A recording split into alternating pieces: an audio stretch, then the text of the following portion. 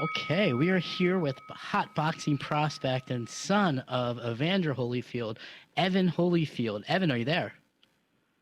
Yes, sir. I'm here. What's going on, man? What's up, my man? Nothing much. So you're coming off of your second victory this weekend. If you want to tell us a little bit about that. Yeah, it was 4 round bout against a guy named Henry Mendez who was debuting for his first boxing match and as a pro. It was a little tough for him because I had got sick like right before the fight and everything. But boxing's all about pushing to your limits and just sticking to the game plan. That's what I did, and we got the stoppage in the third round. Has it been much of a transition for you from going from amateur to pro? Um, as far as the only difference is no more head gears, but as far as stylistically and workout regimen, I feel like it's about the same because I've always worked out my hardest. Right. And always stay focused to the game plan.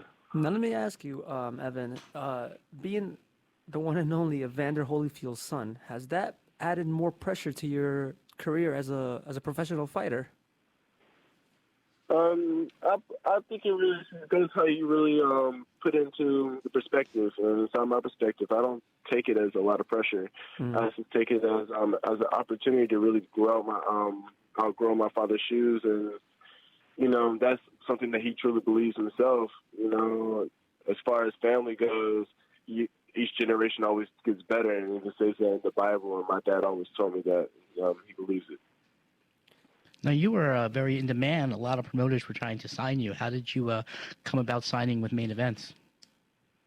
Main Event actually came to us, and they catered the most towards us, and she showed that they really cared and had the best plan for us. Now, did that have anything to do with that they also promoted your father? No, sir, because at the end of the day, when I step into the ring, it's just me. My dad's not the one taking the licks, and just because he had my dad doesn't mean they was going to, take the same care as me. But in the same eventuality, they actually do care about me.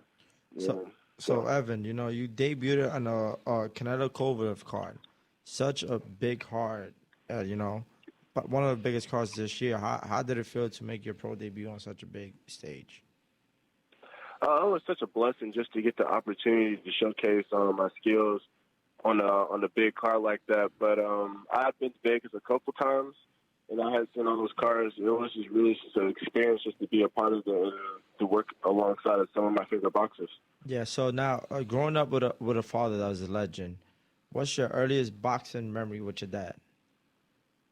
My earliest boxing memory with my dad, I remember I went to one of his fights and everything, and I remember afterwards he was doing some of his post-workout,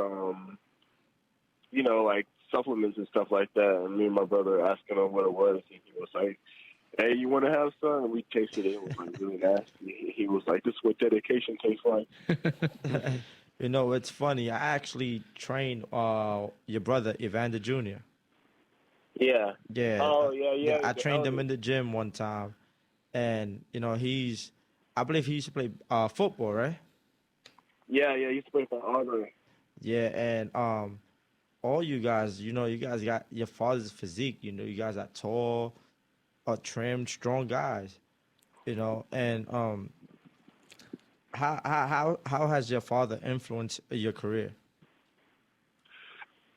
Um, Influenced my career as far as in which way? Uh, as a fighter, your style. Do you compare? Do you think you have the same style as your father, or you're your own fighter? I believe I'm my own fighter, and the best thing about boxing is you can take everybody's skill and you can make it to something of your own. And by no means we're not the same person, but we have similarities. If, But if you I could feel take like I one fight thing, for my if own. you could take one thing from your father, what would it be? Heart. His heart. Mhm. Beautiful. Yeah. Well, let me ask you a dumb question about your dad. There was a rumor he was actually in the media this week talking about a potential fourth fight with Riddick Bowe as a what would they call it? Exhibition? Exhibition fight. Have you heard about that? Yeah, I had heard a little bit. I didn't hear about it being really fun. But I remember my dad was telling me about he Man, was he was working out again. Evander will hurt Riddick, bro. He'll man. hurt him now. Riddick is done. So tell us a little bit about your training regimen. Yeah, I can do a little bit about it. I can't give you the full details. I can't give you full details, but I'll let you know. But I work out pretty much every single day except for Sundays, unless we're getting ready for a fight and it happens to be I have to try to lose weight, which is not the case. I pretty much walk around pretty much 2 pounds close to weight, So I work out every day, 2 times a day. I have my first session in the morning. The second session would be in the evening. First session normally is strength and conditioning. That's really organized by Tim Hallmark. And the name may sound familiar because that was my dad's strength and conditioning trainer. And that's a performance coach. And he's my performance coach now, so he keeps up with all that. And so I'll do that workout for like about an hour or two, and then I immediately go to getting a meal to refuel my body and, getting some rest, an hour nap.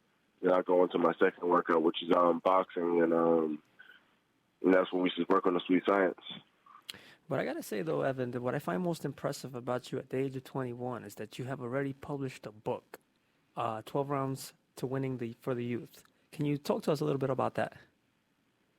Oh yeah, I can. So, but the book 12 Rounds Winning for the Youth is a book clearly for the youth, because And reach for you. So, yeah. So, but I feel like even though it's for the youth, I feel like anybody aspiring to meet their goals really can use that book and really can pull something out for themselves.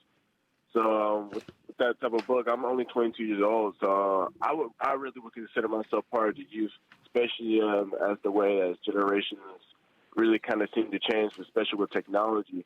Right. So I know all about the cyberbullying and what it feels like for people not to really more so believe in you, and it's easier to get straight off your path, to become, when you become mature than what it is when you was a little bit younger. Let's be honest, there's more distractions out here now as far as, as drugs and technology and stuff like that. So throughout the book, each round has its own little topic to it and own message, and I'll go through and I'll give them a scenario of what I've been through.